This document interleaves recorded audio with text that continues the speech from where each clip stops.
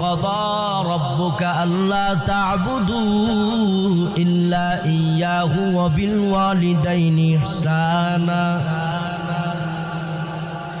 আল্লাহ বলে গোলাম আমার একমাত্র ইবাদত করবা আর কারো ইবাদত করবা না কারণ আমি আল্লাহ তো তোদেরকে বড় মায়া করে বানাইছি আমার ইবাদত ছাড়া আর কারো ইবাদত চলবে না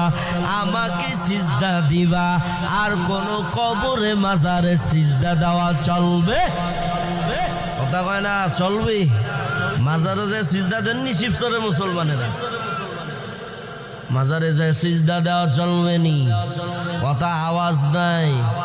সিজদা দিতে হবে কাকে আরো জোরে বলেন